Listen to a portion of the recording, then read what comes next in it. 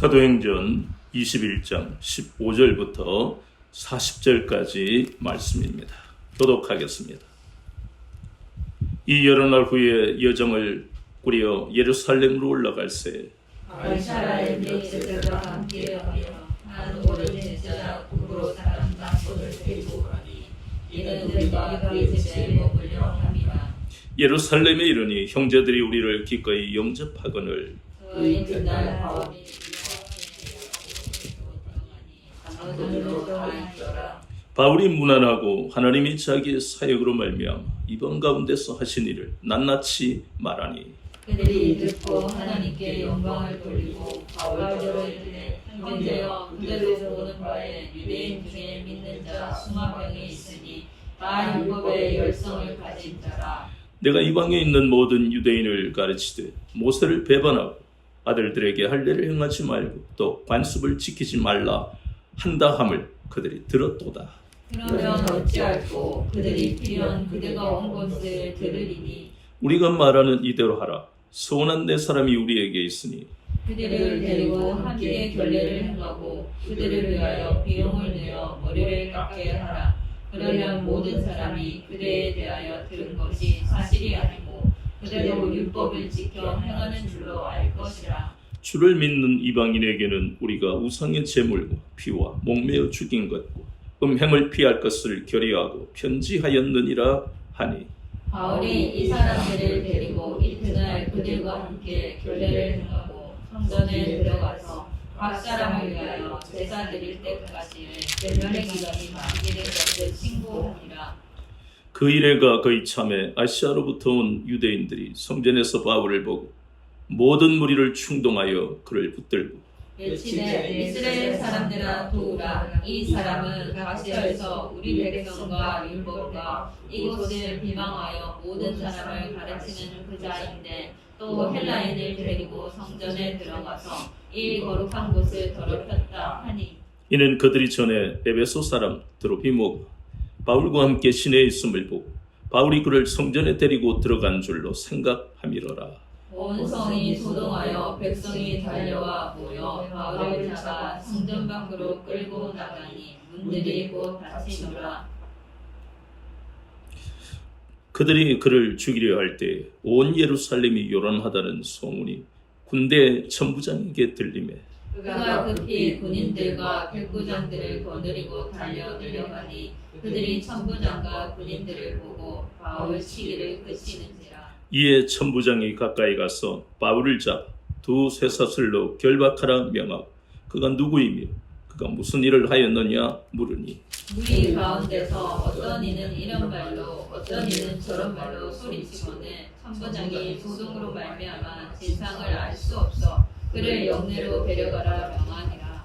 바울이 증대에 이를 때에 무리의 폭행으로 말미암아 군사들에게 들려가니 백성의 무리가 그를 없이 하자고 외치며 따라가미더라. 바울을 데리고 영내로 들어가려 할 그때 바울이 천부장에게 이르되 내가 당신에게 말할 수 있느냐 이르되 내가 헬라 말을 아느냐 그러면 내가 이전에 소요를 일으켜 자객 4,000명을 거느리고 광야로 가던 애국인이 아니냐. 바울이 이르되 나는 유대인이라 소읍이 아닌 길리기아 다소시의 시민이니 청컨대 백성에게 말하기를 허락하라 하니 천부장이 허락하거늘 바울이 침대 위에 서서 백성에게 손짓하여 매우 조용히 한 후에 히브리 말로 말하니라.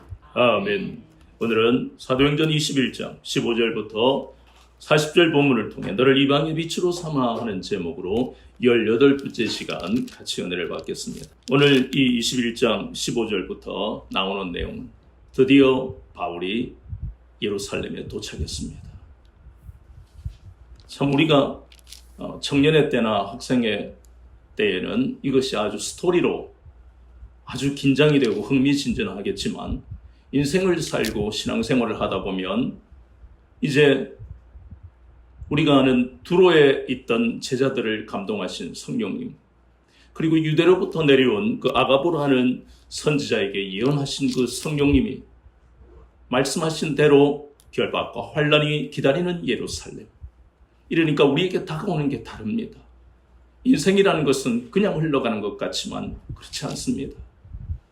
하나님이 노정대로 인도하시는 삶을 사느냐, 아니면 자신의 의지로 살아가느냐, 이건 완전히 다른 길이 되어버립니다.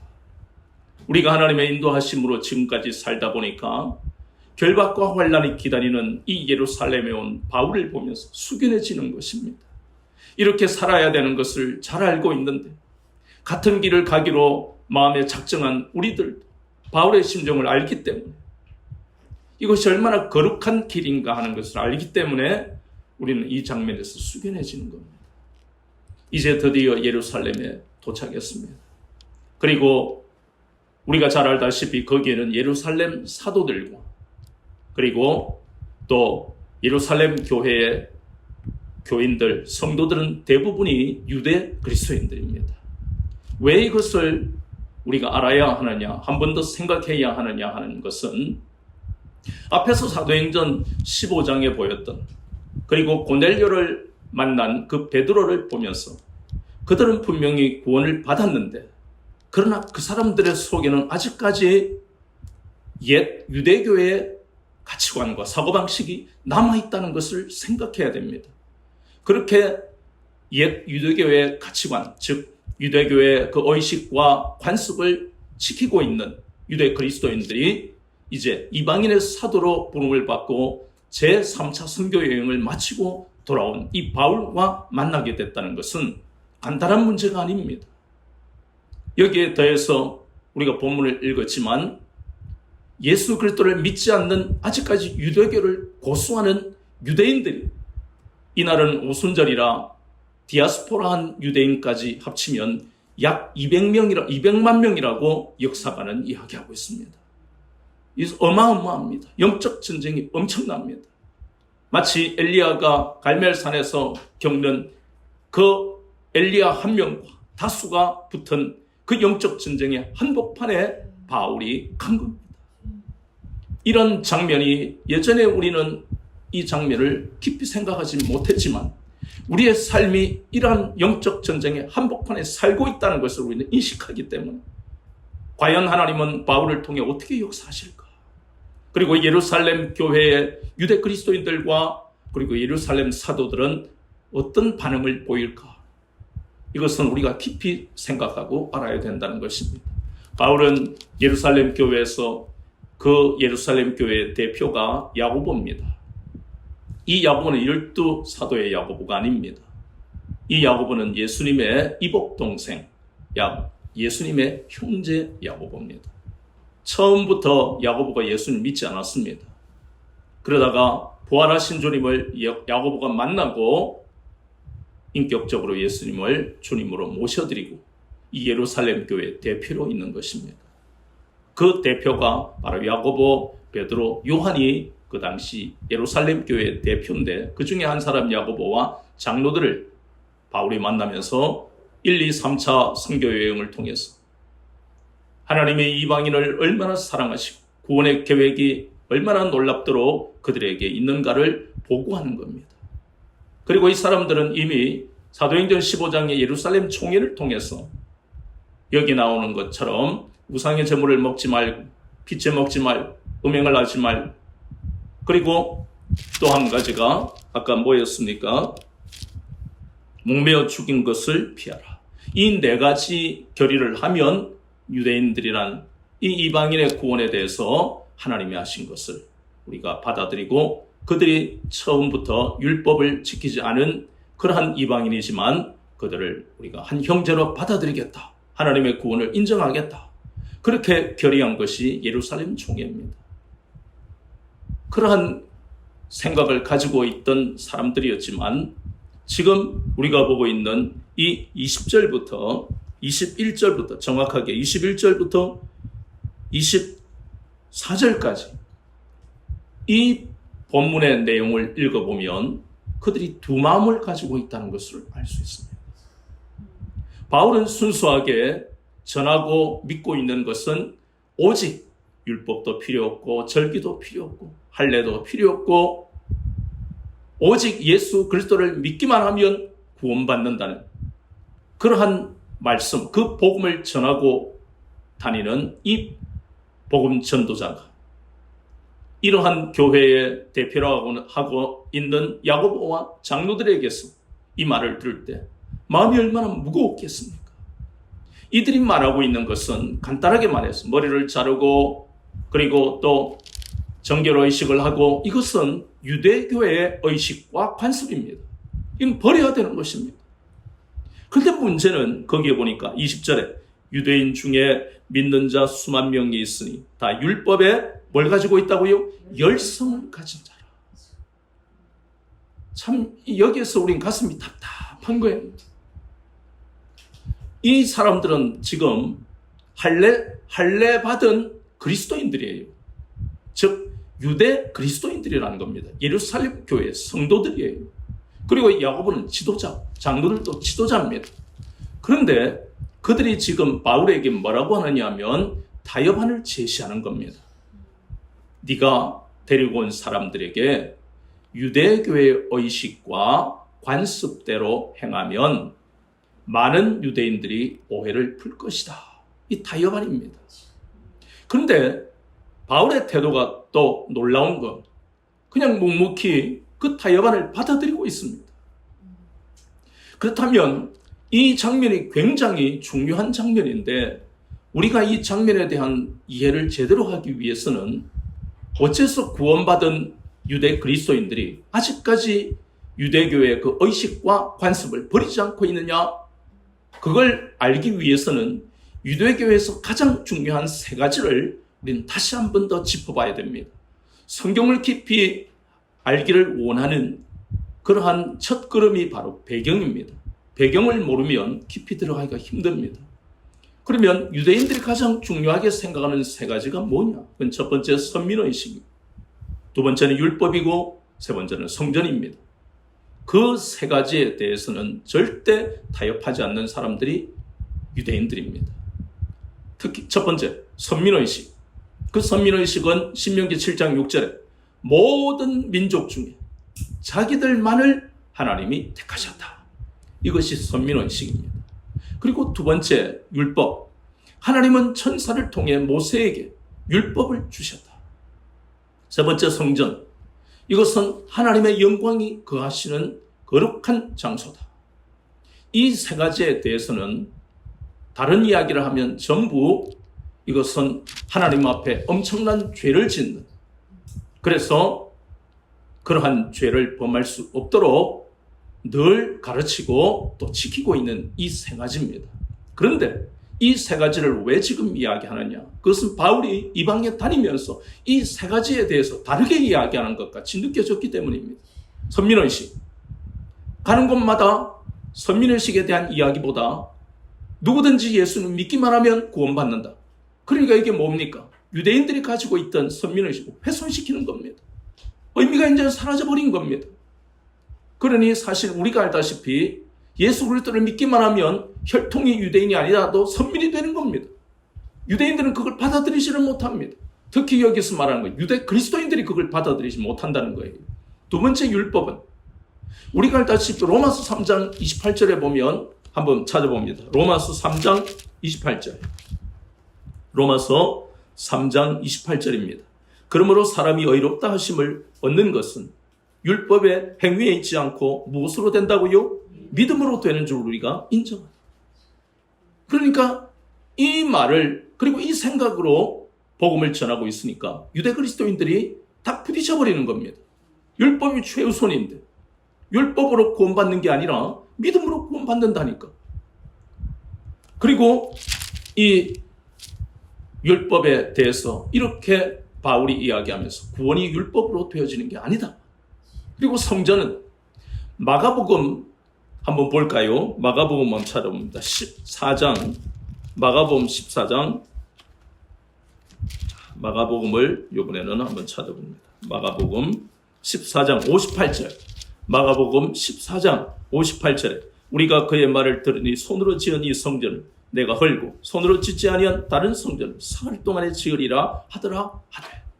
그러니까 예수님이 말씀하시는 성전과 유대인들 그리고 유대 그리스도인들이 생각하고 마음에 품고 있는 성전은 완전히 다른 겁니다.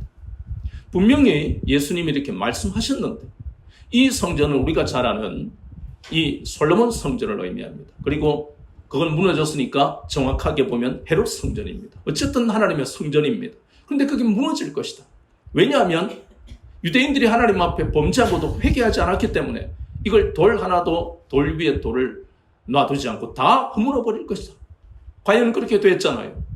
로마의 티투스 장군이 AD 50년에 와서 완전히 다 불태워버리고 무너뜨려 버렸습니다. 그러면 여기에서 사흘 만에 지을 수 있다는 이것은 뭘 의미하느냐? 이것은 예수님의 몸을 의미합니다. 성전의 개념은 이제 무너지고 예수님의 몸이 성전인 겁니다. 사흘 동안 사망 속에 그렇게 죽음의 권세 속에 있다가 사흘 만에 부활하신 것은 바로 예수님이 성전이심을 우리에게 깨닫게 하시는 것이고 그것이 요한복음 2장 19절에서 21절까지도 또 나오고 있는 말씀입니다. 그런데 거기에서 또 확대가 됩니다. 이 성전의 개념은 이제 더 이상 예루살렘 성전은 이 지구상에 없어져 버렸습니다. 그런데 이 유대인들 거기다가 구원받은 유대 그리스도인들의 마음속에는 뭐가 아직 있어요? 성전이 아직 마음속에 남아있는 겁니다. 무너졌는데. 그래서 예수님이 성전이시고 고린도전서 3장 16절과 6장 19절에서 주님은 바울을 통해 우리에게 깨닫게 하시는 것이 구원받은 우리가 뭐가 되고요? 성전이 되는 것이다. 성전의 개념을 새롭게 하시는 겁니다. 이렇게 복음을 유럽과 아시아에 전하고 있는 것을 유대인들이 다 쫓아다니면서 참 우리는 그 생각이 들잖아요. 참 밥 먹고 할 일 없다. 이 사람들이 작정한 것은 눈만 뜨면 바울을 잡아서 죽이려는 그거 특공대잖아요. 참 어리석지 않느냐. 그런데 바울은 그 생각을 했지 않겠냐 이런 추측을 합니다. 그건 뭐냐 하면 자신은 어쩌면 자신을 잡아 죽이려는 특공대보다도 더한 하나님의 열심이 있었지요. 잘못된 열심이 있었잖아요. 그래서 이 사람들을 용서했을 겁니다. 마음으로. 그래 참 내가 살았던 모습을 저 사람을 통해서 보게 하구나. 참 무서운 거는요. 심는 대로 거두는 것이니까 없어지지 않는다는 겁니다. 그러면서 얼마나 회개했겠습니까? 그리고 그 사람들을 용서하고. 어쨌든 간에 이 유대인들에게 마음속에 가장 중요한 세 가지에 대해서 그렇다고 바울이 율법을 버려야 한다 그렇게 이야기합니까? 아닙니다.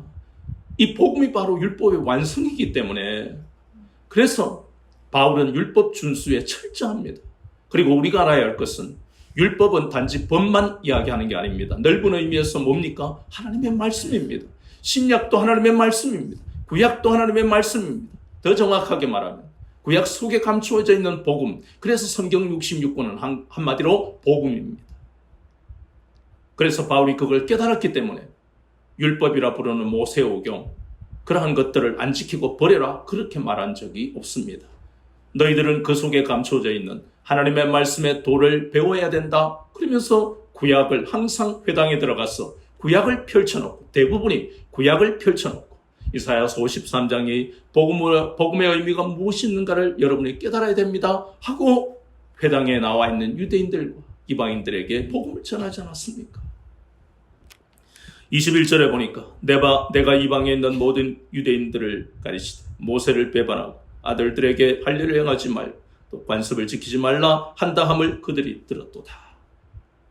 그렇다면 이 세 가지 문제에 대해서 그리고 아까 이야기했던 유대인들의 마음속에 있던 그 세 가지를 가장 중요하게 생각하는데 그 연장선상에서 이런 말이 유대인들에게 나온 게 아니지요. 유대 그리스도인들의 지도자들에게서 나온 말입니다. 그렇다면 한 번 더 우리가 생각하면 모세를 배반했다는 것은 율법을 어겼다 그런 의미인데 아까 이야기했지요. 모세를 배반했다는 말은 유대인들의 마음속에 율법을 지켜야만 구원받는다 그렇게 생각하고 있었습니다. 우리 로마서에서 봤죠. 율법을 지킬 수 있는 사람이 있습니까? 이 지구상에 아무도 없습니다. 그래서 복음을 통해 율법을 그 속에 감추어져 있는 복음을 깨닫고 구원의 길로 성령님이 우리를 인도하시는 겁니다. 그리고 두 번째 아들들에게 할례를 행하지 말고 자 할례는 또 하나 율법을 가졌다는 것 하나 선민의식의 그 구체적인 증거가 율법 두 번째는 할례입니다. 할례를 행하는 이유가 바로 우리가 선택받은 인생이다. 그 증거이기 때문에 그런데 예수님은 바로 이 바울 같은 이러한 귀한 하나님의 종들을 통해 주님이 말씀하신 것은 골로새서 2장 11절에 우리는 할례로 구원받는 게 아니고 바로 그리스도의 할례가 바로 우리 주 예수 그리스도를 믿는 것, 그것이 그리스도의 할례입니다. 그러면서 구원받아 하나님의 택한 백성이 되는 증거가 바로 그것이다. 그게 그리스도의 할례, 영적 할례라는 것입니다. 그걸 전했다는 겁니다. 또 세 번째는 관습을 지키지 말라. 골로새서 2장 16절에 보면 절기에 대해서 아무 의미가 없는 것이다. 월삭을 드린다든가 아무 의미가 없는 것이다. 그럼 바울이 그러한 것들을 완전히 없애야 된다라고 하지만 그 정신에 대해서까지 없애야 된다라고 한 적은 없습니다. 단지 절기나 이러한 것들이 아무 의미가 없다. 구원과 아무 관계가 없고 그것은 바로 오실 예수님에 대한 그림자에 불과하다. 그걸 가르쳤는데 지금 여기에 21절에 말하고 있는 이 사람들이 유대인들이 아니고요. 유대 그리스도인들, 그 중에도 지도자들이라는 겁니다. 그러니 이런 말을 하고 바울에게 이것이 바로 타협안이다. 너는 어떻게 할래? 받아들이기를 강요했다는 겁니다. 그럴 때 바울은 묵묵히 이것을 받아들였습니다. 그래서 그 유대교의 의식과 관습을 그대로 받아들인 겁니다. 그럼 바울이 이 유대 그리스도인들, 예루살렘 교회의 지도자들과 타협한 것이냐? 그건 아닙니다. 여기에서 우리가 알아야 할 것은 이 바울이 묵묵히 이들의 타협안을 받아들인 것은 오직 한 가지밖에 없습니다. 우리가 고린도전서에서 잘 알지요. 할례자들에게는 할례자의 법대로, 무할례자 이방인들에게는 그들의 법대로 살아온 것이 그렇기 때문에 할례자가 가진 사고방식, 가치관이 보세요. 오늘 구원받아도 이러는데 그걸 받아들이는 거예요. 오직 한 가지, 복음을 위해. 이방인들도 잘못된 가치관, 저 헬라 철학이 말이지 우리 인생을 행복으로 인도하는 거야. 우리를 진리로 인도하는 거야. 그렇게 평생을 살았던 사람들에게, 그들에게 복음을 전하기 위해서는 그들을 받아들이고 이해해 주는 게 먼저입니다. 아, 이렇게 사셨네요. 참 힘들게 사셨고 열심히 사셨네요. 받아들여야만 그 다음에 복음에 대한 이야기를 할 수 있다는 겁니다. 그래서 이 유대 그리스도인들의 지도자들이 이렇게 말하는 것은 반박하고 싸운 것이 아니라 그것을 받아들이고 또 용납한 것은 오직 한 가지 목적. 이제 200만 명의 엄청난 군중들이 자기에게 다가올 텐데, 그리고 가까이는 유대 그리스도인들을 위해서 그들을 온전한 구원을 이루기 위한 한 가지 목적. 그래서 어떤 핍박이나 오해나 잘못된 소문이 있다 할지라도, 자기가 그걸 받는다 할지라도 기꺼이 이 위대하고 거룩한 이 영혼 구령의 목적을 이루기 위해서 그는 그 희생을 치를 준비가 지금 돼 있다는 겁니다. 바울은 단 한 번도 불의한 현실과 타협한 적이 없어요. 단지 이 장면에서 우리가 깨달아야 할 것은 바울이 아무리 은혜가 있다 할지라도 성령님이 그때그때마다 지혜를 주시지 않으면 이 중요한 자리에서 판단하기가 결코 쉽지가 않다는 겁니다. 그래서 우리의 삶이, 우리의 신앙이 가는 길에 만나는 이 거대한 대적들, 믿는다 하는 그 공동체 속에서도 이런 부딪힘이 있을 때에 우리가 이건 이렇게 하고 저건 저렇게 하는 것이 우리의 생각이 아니라 끊임없이 우리는 성령님 지혜를 주세요. 내 입술에 할 말을 주세요. 왜냐하면 아무리 우리가 신앙생활이 깊고 오랜 연수가 있다 할지라도 그 상대방의 심령이, 그 사람의 마음이 상처를 입으면 안 되니까 또 생각하고 기도하고 또 할 수 있는 말이라 할지라도 또 한 번 더 기도하고, 그렇게 우리는 다가가야 하는 것입니다. 바울의 자세가 바로 그것입니다. 그래서 이러한 예루살렘의 지도자들의 모든 것을 받아들인 그 이유를 우리는 깊이 깨닫고 생각해야 하는 것입니다. 그런데 우리가 알다시피 저 27절부터 나오는 내용을 읽었는데 우리는 여기에서 이미 알고 있지만 유대인들이 여러 가지로 이 오해와 잘못된 소문, 그리고 드로피모를 데리고 성전에 들어가지 않았습니다. 바울은 누구보다 율법을 잘 준수하기 때문에 데려갈 수가 없는 거예요. 거룩한 장소에. 그랬는데도 불구하고 선동해서 이 바울을 잡아갈 그때 우리는 그 예루살렘 교회의 유대 그리스도인들의 지도자들의 현실 타협판이 어떻게 됐습니까? 실패로 끝났다는 겁니다. 그들의 모든 계획은 무너져 버렸습니다.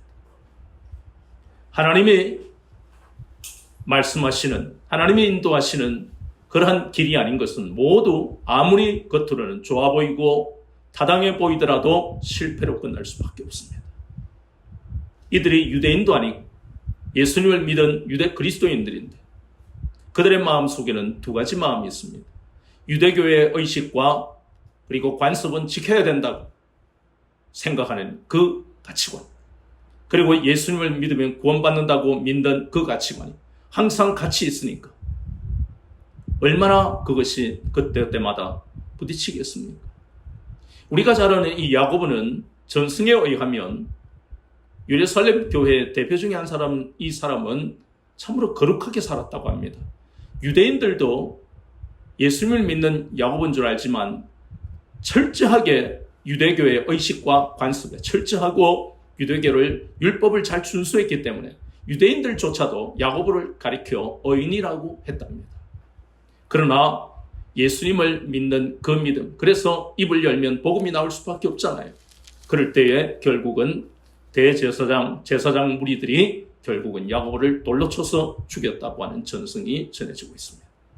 어쨌든 간에 참 이 장면을 우리가 보면서 생각하게 되는 것은 이것이 옛날 이야기가 아니라 오늘날 우리도 예수님을 믿었을 때 그 가정에서 일어나는 충돌이 바로 이것입니다. 가족인데 다른 가족은 자신이 살아온 그 가치관, 쉽게 말해서 뭡니까? 이 대한민국은 가장 뿌리 깊은 사고방식 가치관이 유교 사상입니다. 거기다가 토속의 그 신앙, 샤머니즘이라 부르는 겁니다. 유교 사상과 샤머니즘적 기복주의는 어느 가족이든 다 있습니다. 예수님을 믿으면 가족끼리 충돌이 일어나는데 구체적으로는 바로 유교적인 이 유교 사상과 샤머니즘적 기복주의와 부딪히는 겁니다. 그래서 온전한 믿음을 가지기도 쉽지 않은 것이 그런 가족 속에서 자라고 태어나고 여기까지 왔기 때문에 예수님을 믿는다고 그러한 유교 사상이 완전히 무너지고 샤머니즘적 이러한 기복주의가 무너지는 게 아니라 그것이 우리의 마음속에 있으면서 예수님을 믿는 믿음으로 살아가는, 마치 유대 그리스도인들이 가졌던 잘못된 가치관과 사고방식이 그대로 있는 상태에서 예수님을 믿는 것과 똑같습니다. 그래서 이 장면이 우리에게 중요한 것은 무너져야 될 것이 빨리 무너지지 않으면 그만큼 신앙이 깊어지기 힘들다. 우리의 신앙이 자라지 않는 원인이 거기 있습니다. 핍박 때문이 아니에요. 우리 속에 남아있는 잘못된 가치관과 사고방식의 구체적인 모습은 여러 가지가 있지만 가장 중요한 그 두 뼈대는 바로 유교 사상. 또 하나는 샤머니즘적 기복주의. 무조건 복받아야 되고, 무조건 내 자식이 잘 돼야 되고, 무조건 검사되고, 무조건 돈 많이 벌고, 무조건 좋은 차 타고, 무조건 좋은 집에 있고, 좋은 옷 입어야 된다. 이것은요, 아주 뿌리 깊은 샤머니즘적 기복주의. 남자가 말하는데 말이지 어디 여자가 큰 소리를 치고, 유교주의, 유교 사상. 아직 아버지가 숟가락도 안 떴는데 네가 밥을 먼저 먹고. 전부 유교 사상입니다. 먼저 먹을 수 있잖아요. 그 자녀가 학교를 간다든가 빨리 나가야 돼.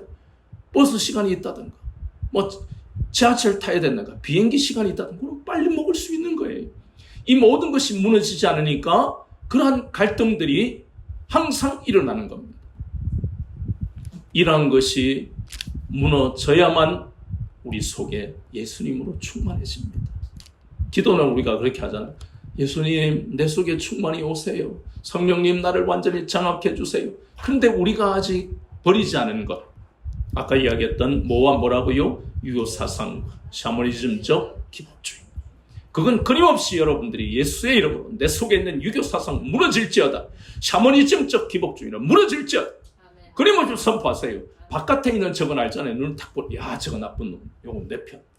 바깥에 있는 적은 알고 긴장하는데 내 속에 있는 오래 묵은 이것에 대해서는 우리가 무신경할 때가 많다는 겁니다. 그래서 우리가 가족끼리 있을 때 말하는 것이나 행동하는 그 속에 항상 남아있는 유교사상, 샤머니즘적, 기복주의가 끊임없이 있는 거예요. 아이고 30평보다는 40평이 낫지. 남들 보는 놈도 이거 왜예요? 유교사상, 샤머니즘, 기복주의. 다 예수님 믿는 사람이에요. 이런 가치관과 사고방식이 남아있으니까 그 결과는 무서운 겁니다. 바울이 예측하고 성령님이 말씀하신 대로 200만 명이 되는 유대인들이 바울을 잡았습니다.